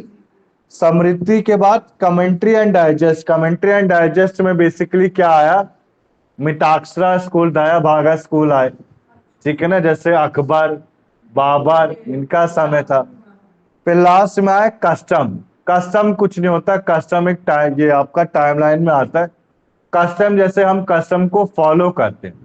कस्टम कहने का मतलब है पुराने जमाने में कैसे हाथ धोते थे, कैसे खाना खाते थे, मंदिर में बिना चप्पल के जाते थे, हाथ धो के जाते थे, पूजा पाठ का क्या समय होता था, पूजा कब नहीं करी जाती, तो ये सारी किस्में आते थे, कस्टम में आते थे। यहां तक क्लियर है बेटा। तो सोर्स ऑफ हिंदू लॉ में क्या क्या चीजें पढ़ेंगे, श्रुति, समृद्धि, कमेंट्री एंड डाइजेस्ट। क्लियर। सबसे पहले आता है, देखो अभिषेक, क्लियर है ना ये चीज, आपको बताओ अभिषेक। Sir okay. मैंने काफी इजी कर रखा है बेटा। श्रुति देखो, ऋग्वेद, यजुर्वेद, सामवेद और अथर्ववेद, ये तो सबको क्लियर ही होगा, ठीक है ना, इसको समझाने की जरूरत है नहीं, नीचे है, टेंशन मत लो आप। वेदास। श्रुति का मतलब क्या होता है, सुनना, किसी से सुना, टू हियर। अब मैं आपसे पूछता हूँ, महाभारत और रामायण थी, क्या लाइव वेद व्यास और किसने लिखी थी रामायण, वाल्मीकि जी ने, क्या वो सामने थे जिन्होंने देखी थी महाभारत या रामायण को? क्या नहीं। उन्होंने राम भगवान हनुमान जी के दर्शन किए थे? नहीं किए थे। उन्होंने एक तरह से सुन के लिखा था ना वेद। जैसे आपका भगवत गीता है। तो क्या भगवत गीता उसी समय लिखी गई थी जब कृष्ण भगवान ने बताया भगवान को, वही अर्जुन को? नहीं, उसके बाद लिखी गई थी ना। तो श्रुतिस का मतलब क्या होता है? वेदास, जो सुनी कही हुई बात है। देखो इसमें 4 वेद आते हैं, इसको पढ़ना है अच्छे से। सबसे पहले ऋग्वेद, यजुर्वेद, सामवेद और अथर्ववेद। सबसे पहले 3 वेद आते हैं, उसके बाद अथर्ववेद को लास्ट में ऐड किया गया। ऋग्वेद एक ट्री माना गया है, किसका? यजुरा सामवेद का। अब वेदास वेद तो आपको पता चल गया, वेदास हिंदू सोसाइटीज के लिए काफी नॉलेजेबल पैट्रिक्रियल फैमिलीज, यानी कि मेड ऑफ पैट्रिक्रियल, यानी कि काफी लंबे समय तक चलने वाला वेदास, जो काफी फैमिलीज अडॉप्ट करते हैं। Each family was considered as a unit of which head was the oldest living ascendant called grihapati. गृहपति, गृहपति कहने का मतलब है जैसे मैं अपने घर में वेदास को रखता हूं। अब वेदास में क्या आता है बेटा आपका? ऐसे बच्चे खराब लगते हैं जो परमिशन नहीं देते। इसके बाद देखो देखो गृहपति। हाँ, देखो आप गृहपति में बेसिकली क्या आता है? गृहपति कहने का मतलब, अभिषेक संदीप ध्यान से सुनना बेटा, जैसे आपके घर में वेद रखे, आपने महाभारत रखी, रामायण रखी, भगवत गीता रखी, तो आप उस वेदास के क्या हो गए? गृहपति हो गए। क्लियर है ना? यहाँ तक किसी को डाउट है? जो वेदास को अपने पास रखता है वो गृहपति है। क्लियर है? यस, आगे चलूं मैं? ये तो पढ़ सकते हो ना बेटा होमवर्क के तौर पे, इजी यार, इतना कठिन नहीं है। इसके बाद देखो आप, फिर आता है एंशिएंट टाइमलाइन में श्रुतिस कब का था? बीसी का। पहले क्या स्टार्ट हुआ? बीसी स्टार्ट हुआ कि एडी स्टार्ट हुआ? अभिषेक पता हो गया? बिफोर क्राइस्ट, बीसी पहले आया। बीसी पहले आया। बीसी में क्या थे? भगवान थे कि वो मानव इंसान थे? भगवान थे सर। भगवान थे। और एडी में क्या है? भगवान आए, ओ इंसान सॉरी आए। इंसान आए, ठीक है ना, सॉरी मेरी मिस्टेक हो गई। That after तो जब इंसान आया उसको क्या बोला गया? स्मृति बोला गया। Okay. उस टाइम पीरियड को क्या बोला गया? स्मृति। अब ये स्मृति मैंने बेटा सीरीज फॉर्म में बनाया ये सब, कि कंफ्यूजन ना हो। फर्स्ट ईयर को बड़ी दिक्कत हुई थी, तो उन्हीं को देखे। स्मृति जो रिमेम्बर है, हमें रिमेम्बर यानी कि याद। अब ये याद में मनु मनु मनु क्या होता है? मैंने आपसे पूछता हूं, सबसे पहला जो इंसान था वो मनु था, ऐसे कहा जाता। ब्रह्मा जी ने मनु को बनाया। मनु के बाद क्या हुआ? मनु के बाद और इंसान पैदा हुए, ठीक है ना बेटा? डेवलपमेंट बढ़ती गई, विकसित होता गया। तो सबसे पहले देखो स्मृति में आया मनु। मनु के बाद क्या है? याच, यच, नवलक्या, ठीक है ना? ये बुद्धास का टाइम पीरियड था। मनु में क्या है? ब्राह्मीण्स। ब्राह्मीण्स को ऊपर माना गया था। कोई राट वुमेन और शूद्र के लिए नहीं था। ये अंडरलाइन क्या ना बेटा, इसको रीड कर लेना, बस ज्यादा पढ़ने की जरूरत नहीं। मनु के टाइम पीरियड में पता ही है बेटा। हाँ, अंडरलाइन को रीड, ठीक है ना? स्पेसिफिक हो गया ना, जैसे हिंदू में आज की डेट में सबसे ऊपर ब्राह्मण होता है, फिर हाँ, उसके नीचे, तो उस हिसाब से होगा। उसी हिसाब से। अब ऐसा कुछ नहीं, अब ऐसा कुछ नहीं, चारों सेम। क्या होते हैं? ब्राह्मण, क्षत्रिय और क्या होता है?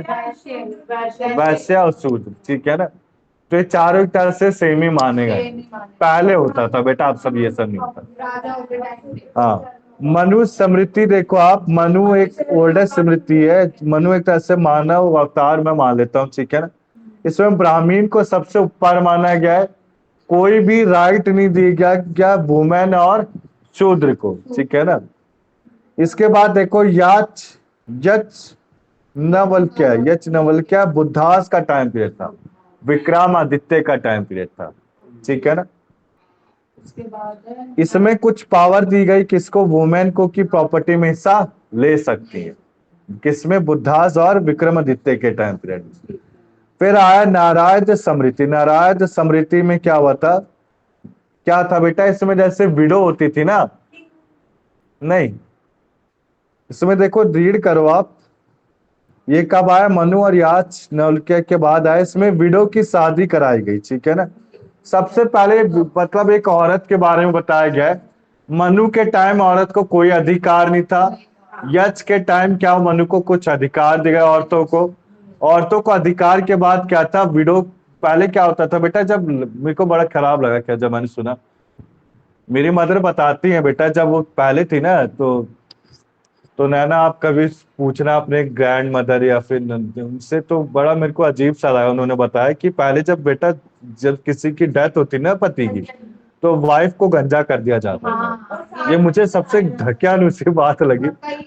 यार एक बात बता, अगर कोई मर गया तो क्या करते थे, आपने मंगल पांडे भी मूवी देखी होगी, उस समय क्या करते थे, औरतों को जला देते थे। वो बहुत गलत है, और उसको जिंदगी भर सफेद कपड़ा पहनना पड़ता था क्योंकि वो सती पता होती थी। तो ये मुझे सबसे घटिया बात लगी उसकी बेटा। एक क्या वो गलती है? क्या अभिषेक, मैंने कहा उस लेडी की क्या गलती है? वही तो अभिषेक भी कह रहे हैं कि उस लेडी की क्या गलती है, ठीक है ना। मेरे को सबसे घटिया बात लगी, सबसे ढकियानुसी बात मुझे क्या लगी, गंजा करना, और सच में था ये। बिलीव नहीं होगा, सच था ये, सच।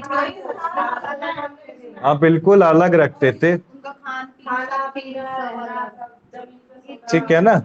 यहाँ तक क्लियर। तो ये सबसे बेकार चीज थी, इसको बदला गया। इसको बेटा नाराज स्मृति में क्या करा गया, जो वोड़ा उसकी रीमैरिज की गई, ठीक है ना, दोबारा से उसको शादी करने की परमिशन दे दी गई, अधिकार दे दिया गया। आप आगे चलो बेटा, करा दो ना कंप्लीट, यार फिर पार्ट 1 हो जाएगा कंप्लीट। अब इसके बाद देखो आप, हमने स्मृति में 4 वेद पढ़ लिए, श्रुति में 4 टू हियर, स्मृति यानी कि रिमेम्बर, 3 स्मृति पढ़ ली, मनु यश और नारद। फिर commentary and digest. Commentary and digest basically Mitakshara और दया भाग। मैं इसको बेटा पढ़ूंगा नहीं। मिताक्षरा एंड दया भाग किसका पार्ट है, हिंदू अनडिवाइडेड फैमिली का है। अगली क्लास में मैं लिखवा दूंगा इसे, ठीक है ना, कॉपी में। हिंदू अनडिवाइडेड फैमिली के 2 भाग होते हैं, मिताक्षरा और दया भाग। हिंदू अनडिवाइडेड फैमिली का मेन हेड होता है कर्ता, मेंबर होते हैं को पार्टनर। मेरे पापा का बिजनेस था कारपेट बनाने का, तो ये क्या हो गया, हिंदू अनडिवाइडेड फैमिली। मतलब 7 लोग, घर के 7 लोग, ठीक है ना, घर के 7 लोग मिल के क्या कर रहे हैं, फैमिली का बिजनेस चला रहे हैं, कारपेट का, बेडशीट का, ठीक है ना। उसी को क्या बोला जाता है, हिंदू अनडिवाइडेड फैमिली। अब ये स्कूल क्या है, मिताक्षरा दया भाग स्कूल क्या है। बेसिकली मिताक्षरा स्कूल होता है, मैं ये आपको होमवर्क में दूंगा पढ़ने के लिए, ठीक है ना, इसको पढ़ना। मिताक्षरा क्या होता है, मिताक्षरा स्कूल बेटा वेस्ट बंगाल में पाया जाता है, और दया भाग क्या होता है, वेस्ट बंगाल को छोड़ के पूरा ऑल ओवर इंडिया, ठीक है, आ गया ना समझ। तो मिताक्षरा और दया भाग स्कूल का एक पार्ट है हिंदू अनडिवाइडेड फैमिली का। अगर कोई हिंदू अनडिवाइडेड फैमिली प्रैक्टिसिंग है वेस्ट बंगाल में, तो सच family is following Mitakshara school. और वेस्ट बंगाल की अलग, वेस्ट बंगाल को छोड़ के इंडिया में कोई और फैमिली क्या कर रहा है, मतलब हिंदू अनडिवाइडेड कोई बिजनेस स्टार्ट कर रहा है, तो ही सच फैमिली इज फॉलोइंग दया भाग स्कूल। क्लियर है बेटा, यहाँ तक किसी को डाउट है? इसको पढ़ना है बेटा, मैं इसको आज रीड नहीं कराऊंगा, ठीक है ना। Why they have mentioned like school, Daya Bhaga school and that school? ऐसा स्कूल क्यों बोला गया है इनको? स्कूल इसलिए बोला है ना, एक मिनट बेटा मैं आपको दिखाई देता हूँ अभिषेक, ये दिख रहा है बेटा, ओके ओके ओके दिख गया ना। ओके। मिथिला स्कूल क्या हो रहा था, महाराष्ट्र में आता है। बनारस का स्कूल हो गया, ठीक है ना। द्रविड़ा हो गया।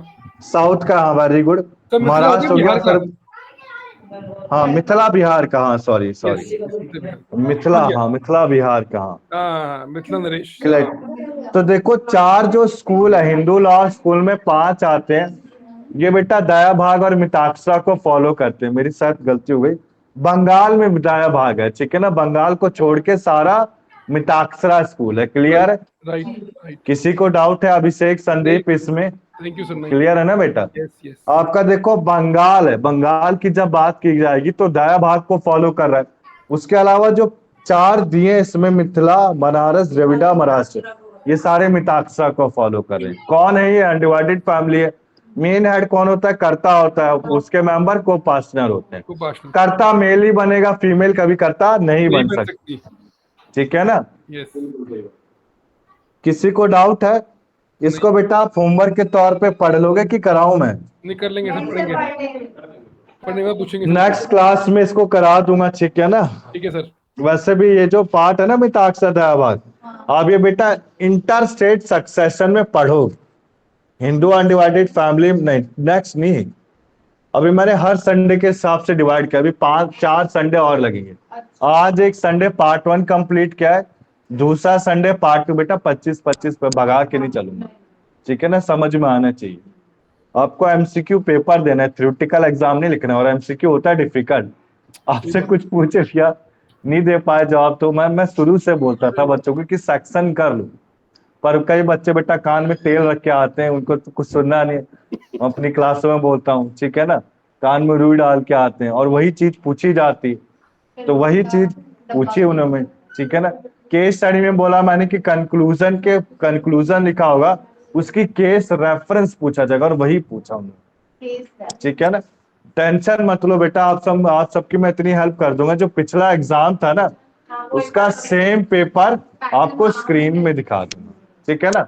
दूंगा नहीं अभी सॉल्व करने के लिए, आप फिर दे दूंगा बेटा, दे दूंगा, नहीं दे दूंगा मैं, ऐसा पीडीएफ बना के दे दूंगा, ठीक है, पीडीएफ बना के यस दे दूंगा, ठीक है। पर बेटा अगर मैं पीडीएफ बनाऊंगा ना, तो 8 पेपर का एक साथ बनाऊंगा या अलग अलग बनाऊं, बोलो। चलो अलग अलग बना, ठीक है ना, अलग अलग ही बना दूंगा, ठीक है।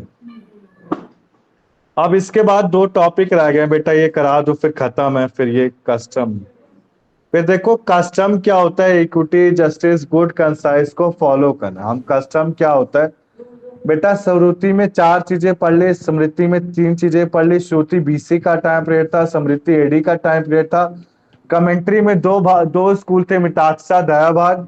और कस्टम क्या होता है, rules of equity justice and good conscience करनी, क्या यानी कि हम जस्टिस को फॉलो करें, बोला adoption. Custom is known as adoption, ठीक है ना। कस्टम आप यहां से पढ़ लेना एक बार, ठीक है ना। इसके बाद देखो हिंदू को क्या बोला गया है, सबसे पहले एक हिंदू था, वो सिंधु था। अब ये सिंधु को एक तरह से ये, हाँ मेरे को नहीं, इससे पहले ये कराना चाहिए था, छोड़ो कोई नहीं, इसको पढ़ लेना बेटा। हिंदू में 4 चीजें आती हैं आपकी, हिंदू बुद्धिस्ट सिख और क्रिश्चियन। नहीं, क्या था, नहीं, हिंदू जैन हाँ हिंदू बुद्धिस्ट जैन जैन सिख। और सिख। क्रिश्चियन आपका क्रिश्चियन और मुस्लिम हिंदू नहीं माने जाते थे, ठीक है ना। अब ये जो सिंधु थे, सिंधु रिवर के पास रहते थे, जिसे इंडस रिवर बोला जाता है, क्लियर है ना, हिंदू वहां से टर्म आ, क्लियर है बेटा। इसके बाद देखो आप कस्टम हमने पढ़ लिया, ये 4 ही चीजों कवर हो गए ना स्कूल। कोई डाउट है किसी को, नहीं सर। बताओ बेटा। संदीप कोई डाउट है? नहीं सर, हाँ कोई इसके डाउट बाद ये मॉडर्न, हाँ देखो अब ये जो हिंदू लॉ है ना बेटा, इसमें 4 चीजें पढ़ेंगे, ठीक है ना। अडॉप्शन पढ़ेंगे, गार्डियनशिप, मेंटेनेंस, सक्सेशन और मैरिज, क्लियर। अब इसके बाद देखो आप लेजिस्लेशन में देखो, कास्ट डिसेबिलिटी का अलग ये एक्ट है बेटा, इनके बारे में बोला, बस इसको रीड आउट कर लेना, ये इतना इंपॉर्टेंट नहीं इतना नहीं, इसको रीड आउट कर लेना, इतना तो कर सकते हो यार, इतना इजी भी करके दे रहा हूं बेटा, ठीक है ना। आप किसी को डाउट है? नो। पहला पार्ट हमने कंप्लीट कर दिया बेटा। देखो ये आगे, इसके आगे ओपन भी नहीं होगा, आप खोलोगे। अच्छा मुझे बताओ सबसे पहले कि सबके पास से 5 पार्ट पहुंचे हैं कि नहीं पहुंचे हैं? एक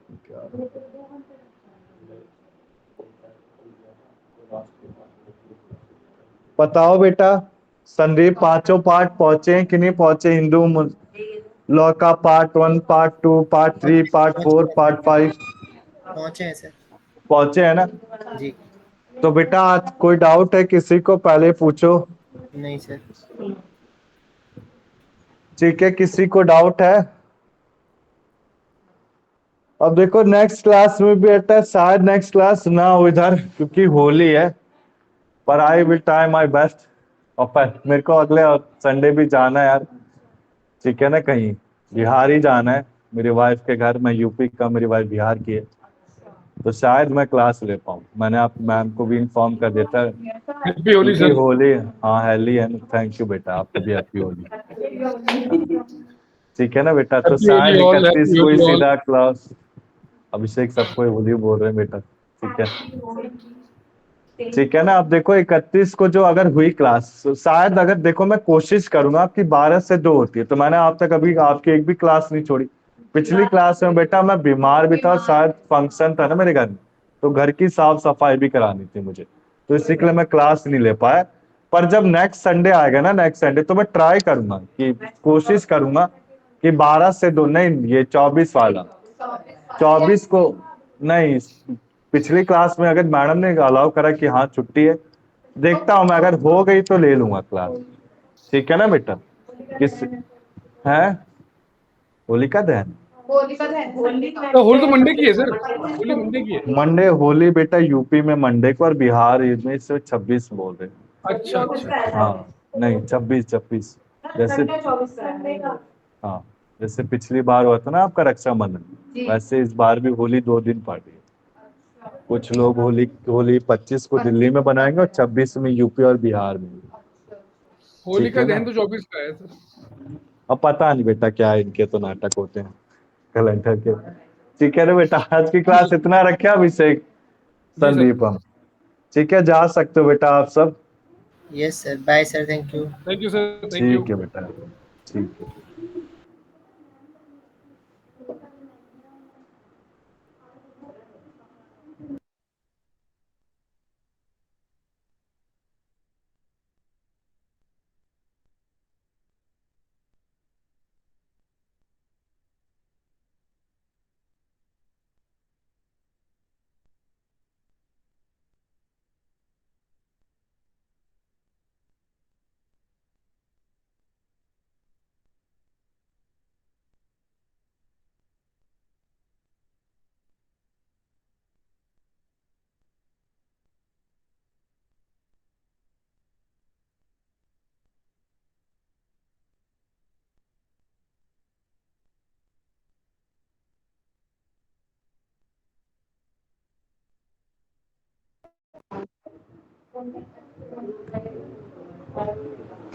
एक बार बेटा मैडम को बुलाना।